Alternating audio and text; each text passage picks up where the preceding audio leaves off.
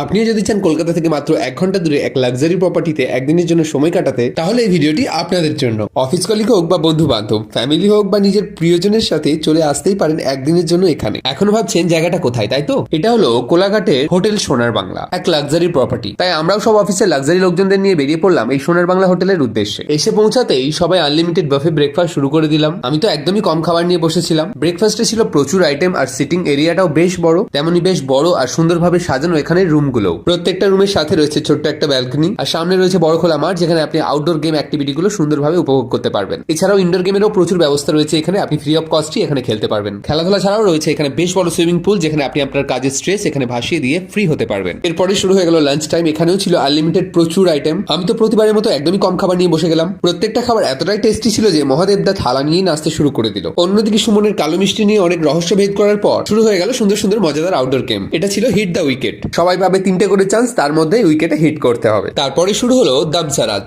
ওই গেমটা যে সিনেমার নাম পড়বে সেটা অ্যাক্টিং করে দেখাতে হবে। তারপর দাম্বলা গেমে বন্নিদি 10 টাকা জিতে আমাদের চা খাওয়াতে নিয়ে এলো। চায়ের নেশায় মাতাল হয়ে বাচ্চাগুলো বনবন করে ঘুরতে লাগলো। এখন আপনারাও বনবন করে সাবস্ক্রাইব করে দিন। ফিরছি আবার নতুন কোনো ব্লগ নিয়ে। ভালো থাকবেন, সুস্থ থাকবেন, টাটা, বাই বাই।